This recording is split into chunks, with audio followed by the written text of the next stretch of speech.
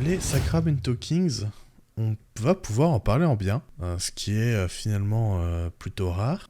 Toujours cette très belle illustration de la part du cofondateur Jordan, bien sûr, avec De'Aaron Fox. Les Kings, donc, qui avaient la saison dernière, enfin la saison d'avant, tradé Tyrese Haliburton pour récupérer Domantas Sabonis, et donc ils démarraient leur saison avec vraiment leur effectif. Enfin, je sais pas comment le tourner, mais ils avaient vraiment, enfin, ils étaient prêts plutôt que juste faire arriver des joueurs en cours de saison. Et ils réalisent une très belle saison.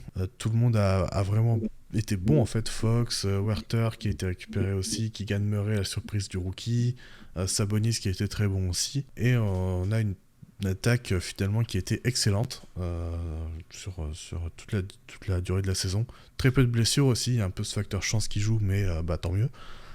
Contrairement aux Clippers justement. Une réussite à 3 points aussi qui a été excellente et qui a fait c'est ça qui a fait aussi leur attaque excellente. Voilà, est-ce que vous aviez des trucs vous, sur la saison des Kings de la saison dernière Non, je pense qu'il faut souligner le fait que c'est quand même une belle saison. Tu retournes en playoff après 17 ans d'absence. Tu le fais Ouais. avec une saison qui, franchement, était hyper enthousiasmante. C'est-à-dire que c'est pas une septième place avec play-in, c'est laborieux, tu Mm. passes. Non, non, c'est troisième à l'ouest avec un groupe que, franchement, on voyait pas aussi haut parce qu'il y a beaucoup de joueurs qui ont joué, je trouve, à un niveau optimal. Et pour ton retour, tu t'offres un premier tour face aux Warriors, qui sont champions.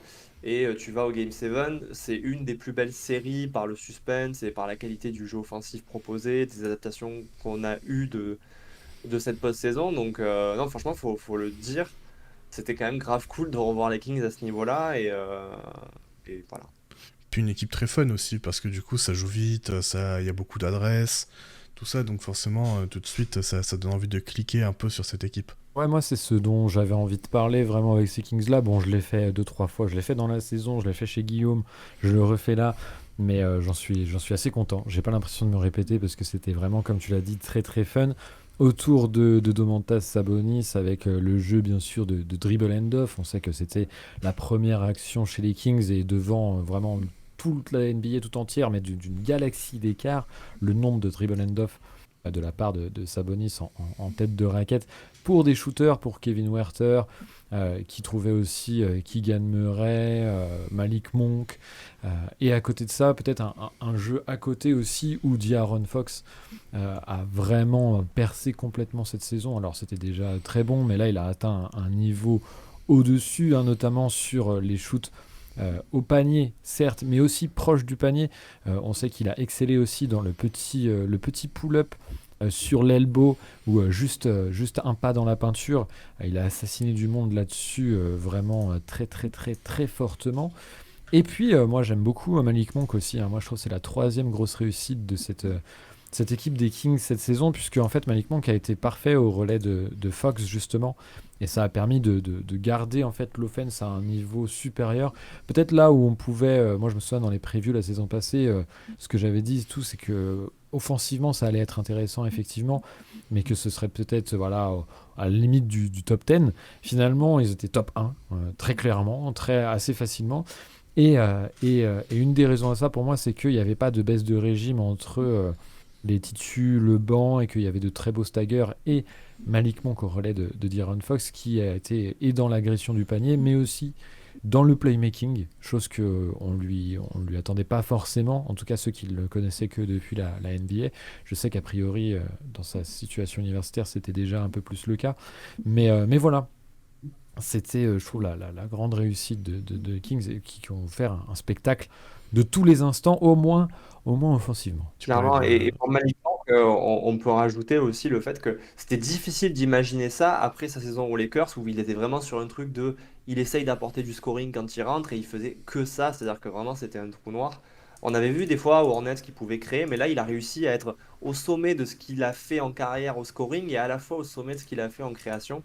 Et il y avait un peu l'impression que, à l'image de Malik Monk, il y avait énormément de joueurs, quasiment tous les joueurs de la rotation principale des Kings, qui faisaient un petit peu leur meilleure saison en carrière ou leur saison idéale, quoi. Oui, et puis tu parlais de De'Aaron Fox aussi, qui a été très fort au cercle et tout ça. Il tirait à 77% au cercle, d'après Cleaning the Glass, ce qui est vraiment absolument lunaire hein, D'habitude, c'est plus ceux qui tirent aussi bien au cercle, c'est souvent des joueurs qui... enfin, des intérieurs, en fait, tout simplement, qui sont juste en catch and finish. Là, en plus, il se les crée lui-même, avec parfois l'aide de Sabonis, évidemment, sur le pick and roll. Mais c'est lui qui y va et c'est lui qui les trouve. Et ça a été assez impressionnant à regarder. Ouais, et je pense qu'il y a deux choses qui peuvent expliquer ça. C'est d'un côté, bon, il y a effectivement le cadre d'animation offensive qui est excellente, mais il y a aussi le fait d'avoir un intérieur comme Sabonis qui est au large, alors que pendant des années, au niveau du poste de pivot, c'était un peu compliqué. Et il y a aussi le fait que pour lui, le départ de Tyrese Haliburton, mine de rien, c'était le remettre au centre de l'équipe. Et c'est ce dont il a besoin. Et autant Haliburton était à l'aise à l'idée de jouer sans ballon, autant pour De'Aaron Fox, c'était pas naturel. Et de pouvoir revenir avec un joueur comme Sabonis, où il y a cette possibilité de prendre la balle poste haut, d'être relancé, de jouer de sa vitesse, etc., c'était vraiment ce qu'il fallait. Et c'était pas un choix facile à faire, hein, de la part des dirigeants des Kings, mais ils l'ont pris de dire, ok, on a une pépite, on l'abandonne parce qu'on pense que Fox, c'est le moyen de le mettre en valeur. Et franchement, c'est très réussi. Et je trouve qu'on retrouve en fait le Fox qui fait le pas supplémentaire qu'il aurait dû faire il y a déjà 2 ans, en fait. Après, il y a toujours une question, notamment avec quand on atteint en fait des niveaux d'efficacité pareils, surtout que c'est même si par exemple sur le drive on est assez sûr de ce qu'il peut apporter De'Aaron Fox en termes d'efficacité, ça pose pas de problème parce qu'il y a déjà de l'historique. Là peut-être sur le petit pull-up un peu plus éloigné, même si c'est proche du cercle encore, hein, mais comme c'est plus du tir en suspension, ça mérite d'être confirmé, notamment sur les moments clutch. Il y a eu énormément de moments clutch Ouais. de Money Time, dans cette saison des Kings, qui l'ont emporté assez souvent grâce notamment à De'Aaron Fox. D'ailleurs, il a eu le premier award, je crois, de Clutch Player of the Year, si je ne m'abuse, C'est ça. qui était effectivement méritant, hein, il n'y a pas de souci là-dessus, mais ça demande un petit peu confirmation. Peut-être qu'il peut retomber dans une efficacité un petit peu moindre. Et après, moi, c'est là où peut-être les Kings dans leur entièreté me posent un petit peu question sur réussir à réitérer ce bilan-là. Il y a eu pas mal de money time et des fois on sait que ça c'est très capricieux, hein, comme résultat, ça peut quand même tomber d'un côté ou de l'autre très souvent, et donc du coup ça pourrait les amener à avoir un bilan un petit peu moins bon la saison prochaine, d'autant plus que ils ont un style de jeu qui est tellement tourné vers l'offense, mais surtout qui est tellement bas sur la défense que c'est facilement amené à avoir des matchs serrés en fait. On peut faire un petit point quand même rapide sur le roster, notamment les moves de l'été qui ont été... Bon, ça a été assez calme, hein, côté Kings. On a récupéré Sacha Vezenkov, MVP de l'Euroleague si je ne m'abuse. Puis à la draft, Jalen Slawson, Colby Jones. Arrivé aussi de Javal McGee, Chris Duarte en trade contre 2 secondes tours de draft, donc vraiment quasiment gratuit. Jordan Ford et les départs de Terrence Davis, Rishon Holmes, PJ Dozier, Matthew Dellavedova et Chimezie Metu. Ce qui donne un effectif donc avec De'Aaron Fox, Davion Mitchell, Jordan Ford. À l'arrière, Kevin Huerter, Malik Monk, Chris Duarte, Colby Jones, Keon Ellis en two-way. Ailier Keegan Murray, Harrison Barnes, Kessler Edwards. Ailier fort, on a du Trey Lyles, Sacha Vezenkov, Jalen Swalson en two-way. Et à l'intérieur, Domantas Sabonis, Alex Len et Javal McGee. Donc on a un effectif qui est quasiment similaire. On a mentionné pas mal de joueurs, mais celui qu'on n'a pas mentionné encore, c'est Trey Lyles, qui a été, je trouve, très bon dans ce rôle d'intérieur qui défend, qui prend ses 3 points. J'ai trouvé vraiment intéressant. Ça nous fait bizarre à nous, fans de Denver, parce qu'on Ouais, n'aurait clairement. jamais parié ça. Mais donc on n'est pas les mieux placés pour en parler, mais tant mieux. Non, mais en vrai, tant mieux pour le joueur et pour l'équipe. Et je te suis là-dessus, effectivement. Il a été plus que surprenant. Et il entre un peu dans cette catégorie de joueurs où on se dit, ok, par contre, va falloir confirmer cette saison. Et je pense que c'est un truc dont on va parler après dans la preview, c'est ce côté, puisque tout a été vraiment scénario idéal pour les Kings, est-ce que l'exemple de Trey Lyles, notamment, n'est pas un de ces trucs où on peut se dire, ok, mais qu'est-ce qu'on fait si ça se passe pas aussi bien, quoi. Après, ce qui est bien, et du coup, je rebondis sur ce que tu dis, c'est que par rapport aux arrivées au départ, alors il n'y a pas eu beaucoup de mouvements, mais le peu de mouvements est pour la stabilité du côté de Sacramento. Je pense que c'est le bon choix philosophiquement à faire. Bon, après, ça, c'est mon opinion personnelle, ça peut être discuté, mais surtout dans le fait que tu as des joueurs qui pourraient suppléer si jamais, effectivement, Il y en a qui seraient pas autant réussis. Et peut-être que sur le nombre, tu peux pallier un petit peu ça. Mais je crois d'ailleurs tu le dis parfaitement dans la preview. Et du coup, bah, voilà, des joueurs comme Chris Duarte ou du coup Sacha Vezenkov notamment, bah, pourrait s'intégrer parfaitement dans le jeu des Kings et pallier à ces petits manques qu'il y aurait si jamais d'autres joueurs pouvaient se blesser ou alors n'atteignaient pas les standards de la saison passée. Bah, en fait, c'est de dire qu'il y a deux choses qui vont un peu entrer en collision. C'est que d'un côté, il y a eu une absence de blessures sur les rotations majeures côté des Kings qui, mine de rien, vont dans le sens où tu te dis, c'est possible que ça se passe pas de la même manière la saison prochaine. Il y a des joueurs comme Malik Monk, comme Kevin Werther, comme Trey Lyles qui ont vraiment fait ou leur meilleure saison en carrière ou une saison vraiment exceptionnelle dans leur carrière. Et tu pourrais avoir des pannes d'adresse, tu pourrais avoir un niveau de jeu moins bon l'année prochaine. Mais en même temps, quand tu regardes les départs que Quentin avait affichés, il n'y a pas un seul joueur dans les départs qui avait vraiment réussi à intégrer la rotation. Et par contre, dans les arrivées, il y a des joueurs qui peuvent éventuellement pallier au manque de certains joueurs sur lesquels on peut avoir des doutes. Et notamment, du coup, Vezenkov et Chris Duarte. En fait, il y a eu un recrutement vraiment très intelligent parce que du coup, tout le monde était sous contrat, quasiment, enfin les joueurs majeurs. Et du coup, ils sont juste allés chercher quelques petites pièces par-ci par-là. Ils ont re-signé Trey Lyles et ils sont allés chercher quelques petites pièces qui pouvaient améliorer leur profondeur. Et ils ont encore pas mal de flexibilité aussi financièrement. Donc là, ils sont vraiment en très bonne posture pour la suite. Pour la saison à venir, donc, bah, comme on l'a dit, bon, bah, on prend les mêmes et on recommence. Hein. Est-ce que ces Kings peuvent continuer à allumer à 3 points et à avoir une attaque aussi élite l'année prochaine? Moi, je pense que oui. Je pense que oui parce que la qualité des shoots, c'est-à-dire que tout est assez viable en fait dans le système offensif proposé par Mike Brown autour de Domantas Sabonis notamment. Je pense que tu as des shooters aussi qui sont assez fiables, c'est-à-dire que autant Kevin Werther que Keegan Murray ou ce genre de joueurs. Bon, c'est les deux qui me viennent en tête parce que c'est les deux premiers artilleurs. Mais derrière, voilà, on parlait de Chris Duarte, c'était quand même un petit peu son point fort si je ne m'abuse. On a voilà, des joueurs qui sont assez viables à ce niveau-là et ne devraient pas avoir de pertes significatives. Ou s'il y en a un qui l'a, ça ne devrait pas toucher les autres forcément. Et encore une fois, bon, en SR, je ne vois pas pourquoi en fait, ce schéma offensif serait contré.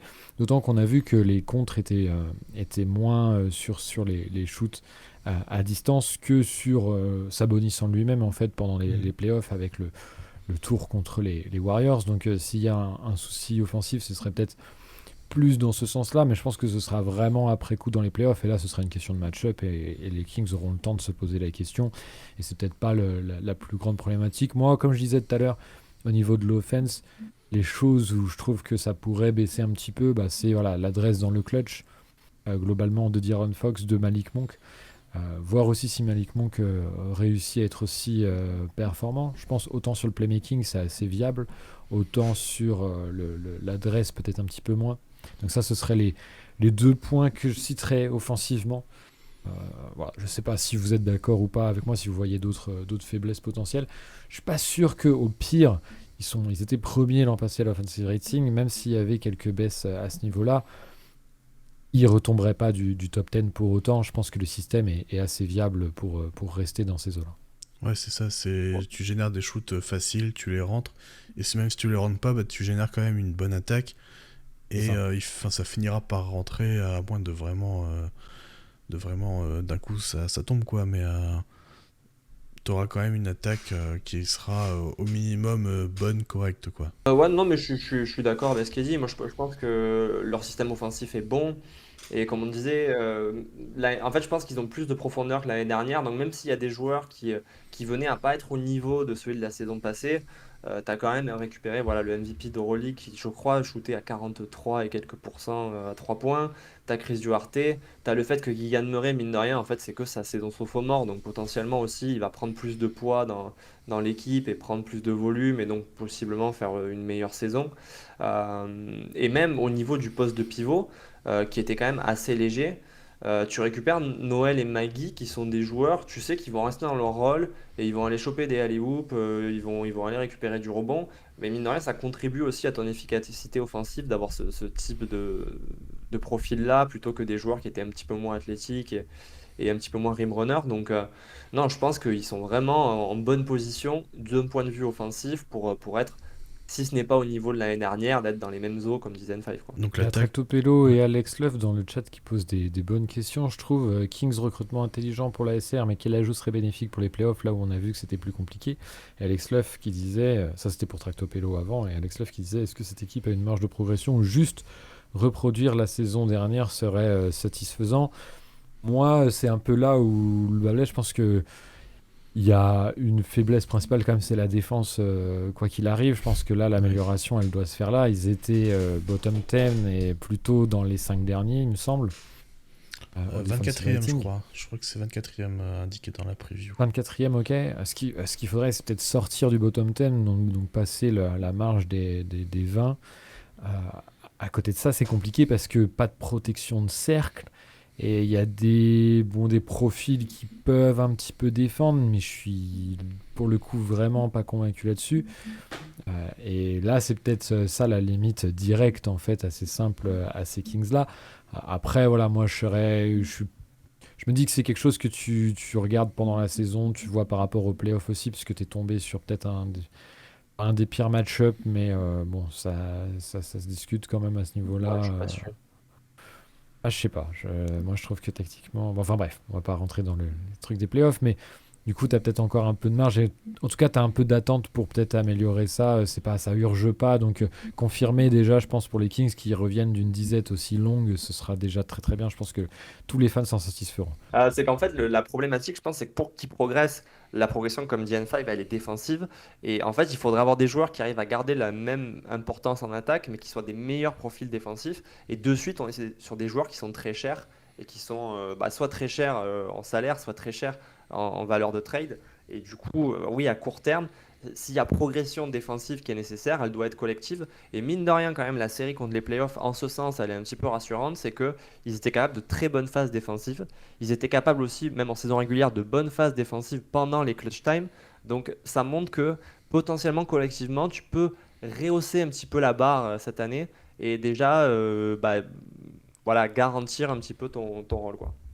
Parce que moi, ma question, c'était aussi de savoir, est-ce que tu peux construire en NBA une bonne défense avec un intérieur qui n'est pas un bon défenseur, tout simplement? Parce que Sabonis, Oui. aussi bon soit-il en attaque, il s'est fait cibler en playoff, il se fait parfois cibler en régulière, et c'est logique vu son niveau défensif. Et quand tu regardes l'année dernière les meilleures équipes de NBA, à part Denver avec Jokic, euh, toutes les meilleures équipes avaient au moins un bon intérieur défensif. C'est ce que j'allais te dire, c'est que nous, on le sait avec Denver, c'est possible. Mais le truc, c'est que nous, on a mis 10 ans à le faire. Enfin, un peu Ouais, moins. après, il y a eu Puis des c'est Jokic, circonstances. quoi. C'est Jokic, donc il compense beaucoup plus en attaque. Enfin, Effectivement. Donc, Sabonis n'est pas au niveau, n'est pas à son niveau. après, Enfin, l'idée, c'est pas d'avoir une défense élite, tu vois. Ah oui, non, L'idée, bien là, sûr, c'est c'est d'avoir une bonne d'approcher le top défense. 15. Et je pense que approcher le top 15, c'est possible. Tu vois, regarde, par exemple, on a vu OKC la saison passée, c'était très intéressant de ce point de vue-là. On l'a vu hier, ils étaient top 13 au defensive rating, en faisant des défenses très agressives et avec des schémas de jeu qui étaient très intéressants, qui étaient et très agressifs sur le premier rideau à l'extérieur et très agressifs sur l'aide dans la peinture. Alors certes, ils avaient leurs défauts, hein, ça laissait pas mal de shoots à 3 points au vert, etc. Mais au global, en fait, ils se sont vachement améliorés sur la défense globale dans la SR. Et en fait, ça, je pense que du coup, ça permettrait de vraiment pérenniser pour le coup le gain de l'équipe au niveau de la saison régulière. Et donc, du coup, sur plusieurs années, pouvoir attirer un peu plus à la free agency ou même dans les trades, etc., convaincre un peu d'autres joueurs et puis pouvoir construire là-dessus un petit peu plus tranquillement et l'envisager. Après, tu as pas mal de postes 4. On parlait de Rob Will potentiellement sur le Mm. marché. Ça peut être des profils intéressants qui stretch à côté de Sabonis. Sabonis qui resterait en 5 parce que je suis assez peu convaincu de Sabonis en 4. On a vu l'expérience Miles Turner aux Pacers. Ça limitait peut-être les deux. Mais un profil de 4 fuyant et roamer. Si autour, les joueurs extérieurs s'améliorent et puis peut-être font les efforts, comme le soulignait Jérémy, il y a peut-être quelque chose à tenter, mais peut-être que ça va pas se faire aussi tout de suite. Euh, voilà, il y a des façons de faire les choses. Je pense que Mike Brown a l'aspect schématique en tête. C'est un coach beaucoup trop brillant pour ne pas avoir d'idées et tout. Je suis pas sûr que il ait la capacité du roadster. De ce point de vue-là, je vois assez peu de défenseurs l'avant. Il y a bien sûr Devion Mitchell, mais qui est très frustré offensivement. Alors du coup, la balance est compliquée à Et gérer. puis du coup, il a Je peu trouve de temps de jeu aussi. oui, voilà, non mais clairement, parce que du coup, c'est tellement. C'est une faiblesse offensive, du coup, t'as pas envie forcément de le positionner. Moi, je pense qu'Harrison Barnes peut effectivement mieux faire. Je pense que Keegan Murray, c'est correct. Peut-être qu'il aura un peu d'amélioration, notamment sur cet aspect taille. Et il est sur le chase down block, notamment. Il peut peut-être aller récupérer des petits trucs quand il se fait dépasser, si jamais il se fait dépasser.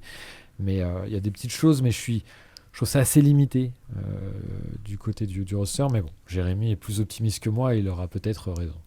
Et il y a Fox aussi qui a fait une belle saison défensivement, j'ai trouvé. Mais ça reste du point of attack et ça reste moins important que ta défense intérieure, ta protection de cercle. Parce que là, quand tu regardes l'effectif, en fait, qui est vraiment un défenseur élite à part Davion Mitchell qui a été très bon, mais comme on l'a dit, qui en attaque a du mal à exister parfois et qui a très peu de temps de jeu parce que aussi se retrouve derrière De'Aaron Fox. Ouais, non, mais je pense que c'est clair que c'est une problématique de l'équipe que t'as pas de vrais défenseurs élites ou alors très très peu. Donc l'idée c'est d'essayer collectivement de pallier à ça. Et c'est un petit peu comme d'autres équipes dont on a parlé ou dont on reparlera. Des fois, quand tu as une très bonne attaque, l'objectif c'est pas d'être une bonne défense, c'est d'être une défense correcte ou moyenne et ça peut suffire. Et après, les améliorations, je pense, viendront plus tard. Par exemple, il y a Tractopelo dans le chat qui dit j'aurais préféré un solide pivot remplaçant parce qu'il dit que McGee et Noel, bah, il n'est pas convaincu par les dernières expériences. Mais en même temps, c'est pour ça que McGee et Noel sont arrivés pour presque rien. C'est justement parce qu'ils ont fait des mauvaises saisons, mais que dans le passé, ils en ont fait des bonnes, qu'ils se sont dit, bon là, c'est un pari qui ne nous coûte rien. Et le fait qu'ils les aient pris, c'est déjà un bon signe, parce que ça veut dire que ça fait partie des choses que bah, les dirigeants ont adressées.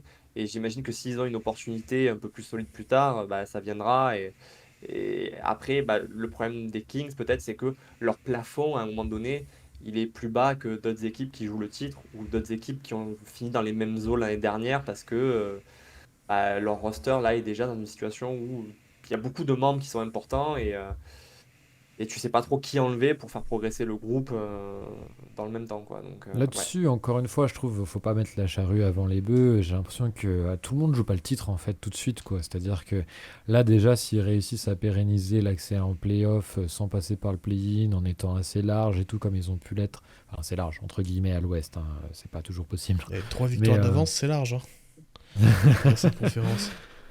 non mais donc voilà, donc bon, aussi large que possible en tout cas. Ce sera déjà en fait une bonne première chose. En fait, s'ils arrivent à faire ça pendant 2 ans, déjà tu t'offres de l'espace justement pour améliorer à la marge, voir à quel point tu peux aller en améliorant à la marge, voir aussi peut-être les améliorations en interne, hein. Tu parlais de l'aspect défensif, Jérémy, rien que ça, tu vois. Nous, on a attendu aussi que Jokic se découvre à ce niveau-là. Alors, ce qui est plus longtemps pour un pivot et Domantas Sabonis n'aura certainement pas la même courbe parce que ça fait quelque temps qu'il est dans la ligue, il l'aurait peut-être déjà montré si c'était le cas, mais sait-on jamais, sait-on jamais. Et puis voilà, encore une fois, c'est en fait passer de playoffable, périn à contender. En fait, c'est toujours une marche compliquée. En fait, c'est toujours une difficulté d'ouvrir la fenêtre et ça prend toujours un peu plus de temps. Je pense qu'il y a le temps pour les Kings de Je suis faire ça. d'accord avec toi, mais en général, il faut un joueur dont on se dise il va être top 5, top 10 ou qu'il ait le potentiel d'arriver à ça. Et le problème finalement des Kings, il est surtout là, c'est qu'il n'y a pas ce joueur-là a priori. Donc c'est pour ça que je disais ça. Après, je suis d'accord avec toi qu'il faut laisser le temps au temps et qu'il y a moyen de s'améliorer avec les années, mais il n'y a pas le joueur en l'état qui te fait dire bah, les Kings, quand tout sera aligné, il y a ce joueur qui va les porter au niveau prétendant au titre majeur, quoi. Garincha dans le chat qui y croit pas trop, qui dit à part Vezenkov peut-être. jamais vu.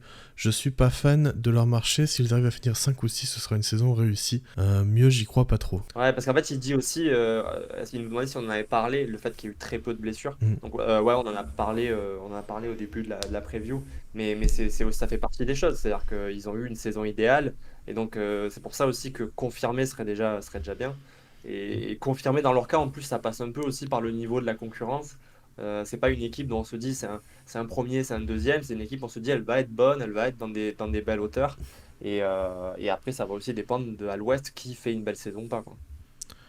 Ouais, ça peut vachement dépendre de leurs adversaires aussi, c'est vrai. Leur but, du coup, c'est de confirmer en fait leur belle saison, principalement. Je pense qu'on peut dire ça, hein. Je pense que là, cette année, le but, c'est d'essayer de refaire un podium à l'Ouest, de montrer que, bah, comme d'autres franchises qui ont déjà fait ça, c'est-à-dire qu'après des années de disette, sont arrivés en playoff, bah, et qui n'arrivent pas à le refaire, bah, eux, ils sont capables de le refaire. Que ce tandem Fox-Sabonis avec des role-players qui ont fait une saison, je pense, idéale, bah, en fait, c'était pas juste un coup de chaud, c'était vraiment. Ça va plaire à Azad, il est là. En fait, non, c'était leur niveau et c'est parce qu'ils ont une très belle animation offensive, etc., quoi. Non, et puis je pense qu'au vu, tu vois, de le scepticisme du chat, parce qu'il y a plus que Garincha, il y en avait d'autres qui avaient l'air assez sceptiques par rapport aux Kings. Et comme tu disais, on a l'impression qu'ils ont fait un peu la saison parfaite. Alors, rien que le fait de confirmer sera preuve en est que ce sera déjà une réussite en fait, puisque personne ne l'attend. C'est que quelque part, s'ils réussissent, s'ils confirment, ils auront réussi pour le coup. C'est un peu la preuve parfaite de ça, je trouve. Et je trouve qu'encore une fois, voilà, à ce niveau-là du projet, il n'y a rien de déshonorant à rester dans la confirmation. Ce sera loin d'être une stagnation, ce sera vraiment une confirmation en fait. C'est pas la même chose, quoi. L'avantage qu'ils ont aussi, c'est qu'ils ont, vous l'avez dit, ils ont le temps. D'Aaron Fox a encore 3 ans de contrat, Sabonis vient de prolonger, donc ils l'ont jusque 2027-2028. Harrison Barnes a encore 3 ans de contrat, Kevin Huerter pareil, 3 ans de contrat, donc t'as quand même un corps qui est assez jeune, à part Barnes mais qui a 31 ans, donc il a encore quelques années devant lui, donc t'as encore un corps qui est assez jeune pour lui donner le temps de grandir ensemble. Et puis j'ai Keegan Murray aussi, qui a évidemment 3 ans de contrat. Ouais, qui a peut-être, tu vois, Keegan rookie. Murray, on parlait de joueurs peut-être qui pourraient être intéressants dans le futur, etc. Enfin, tu vois, il y a l'upside Keegan Murray. Alors après, on y croit ou pas, mais le fait est-ce qu'il pourra poser son dribble, driver, avoir un petit peu d'initiation individuelle, etc. Ça peut être le travaux des 2 prochaines années. Et imaginons qu'en année 3, ils puissent légitimement attendre ça, avec un Harrison Barnes qui peut-être part ou est un petit peu vieillissant et un peu la place que ça fait. Enfin, tu vois, tout de suite, ta construction, elle est différente. Et tu peux envisager peut-être des changements, ou de viser plus haut, ou d'avoir d'autres choses, quoi. Est-ce qu'on a tout dit sur les Kings? Est-ce que vous aviez un truc à rajouter? On n'a pas trop parlé de Vezenkov, notamment parce qu'on l'a pas trop vu jouer en fait en Euroleague, tout simplement. Mais globalement, c'est un profil qui correspond très bien à cette équipe de shooters, de joueurs très bons off-ball, très bons dans ses déplacements. Je sais pas quel âge il a déjà, je vais vérifier ça. Il a 28 ans, 28 si je ans, dis ouais. pas de bêtises. Ouais, Donc ouais, c'est un ouais. joueur qui est déjà fait entre guillemets quoi. C'est ça. En fait, je pense que c'est un joueur qui correspond très bien à la mentalité. C'est peut-être le meilleur ajout qu'ils ont eu cet été, assez nettement. C'est un joueur qui va apporter vraiment une belle menace off-ball, qui peut amener de la taille aussi. C'est plutôt un profil d'ailier fort. Je pense que c'est un joueur qui shoot intelligemment et qui n'a pas peur aussi de prendre des shoots compliqués si la situation l'exige. Donc c'est un bel ajout et c'est un petit peu aussi, ça va dans le sens de ce qu'on a dit, c'est que vu que tous les départs, c'était vraiment des joueurs qui étaient peu productifs ou pas productifs, un ajout comme Vesenkov, ça peut vraiment aider l'équipe à garder ce niveau offensif qui était celui de l'année dernière. Donc non, non, je pense que c'est très bien joué et le profil correspond, même si comme disait Quentin, on l'a pas vu jouer là sur les 3 personnes présentes, donc on va pas trop s'engager non plus, quoi. Et puis, entre Vassili Micic, dont on parlait hier pour l'OKC Thunder, bien sûr, et lui, du coup, ça fait des Européens qui arrivent un petit peu plus jeunes que leurs prédécesseurs avant dans la ligue, et peut-être des profils qui pourraient s'y implanter un peu plus. On espère en tout cas, peut-être pour aussi le basket européen, et de pouvoir voir ces joueurs vraiment évoluer correctement en NBA, ce serait cool, et de vaincre un peu la malédiction autour de ça. Donc ces Kings, confirmer la saison, ce sera le principal, ce sera déjà une bonne saison. Je ne sais pas si les fans des Kings seront d'accord avec nous. Voilà, un dernier mot sur ces Kings, une chose à rajouter, un petit... Vu le scepticisme ambiant vis-à-vis d'eux, moi j'ai tendance à dire que j'y crois assez. Alors certes, peut-être pas la même position de top 3 à l'ouest, parce que on l'a dit, c'est très précaire à l'ouest, mais playoffable. Playoffable sans passer par le play-in, c'est oui, moi j'y crois pour ces Kings-là. On a fait le procès pendant des années à Denver de dire il n'y a pas de star, gna gna gna, machin. Je vais pas le faire aux Kings qui ont un style de jeu un peu similaire et qui empruntent du coup au meilleur de la ligue, on peut le dire, puisque Jérémy, nous sommes. Champion NBA. C'est vrai que je suis en train de le dire, on n'a pas encore dit dans le. On l'a pas encore dit, Fermez-la, donc il fallait le rappeler. putain. Ah, c'est fatigant. Ok. J'ai envie de rajouter à la limite, enfin, franchement, mais je vois beaucoup de gens qui disent non, ils vont pas être capables ni d'être podium, voire de réitérer. Enfin, la conférence Ouest, en vrai, il y a beaucoup d'équipes moyennes bonnes, mais il n'y a pas énormément d'équipes dont on se dit c'est lock, ils vont être top 3 quoi. C'est-à-dire que les Suns, mine de rien, tu as quand même un problème de blessure assez présent. Et de Tu as profondeur les aussi. Grizzlies, c'est quand même le bordel permanent et ils vont démarrer la saison, je sais pas si c'est un mauvais point, mais sans Ja Morant, etc., etc. Les Lakers, mine de rien, les leaders, ils ont un à 39 ans, l'autre, il est très souvent blessé. Bah, les Kings, c'est une équipe qui est jeune, qui est visiblement en bonne santé, et rien que ça, en plus du fait d'avoir une très bonne attaque et d'avoir une marge de progression en défense, en vrai, ils sont armés pour faire des choses, quoi.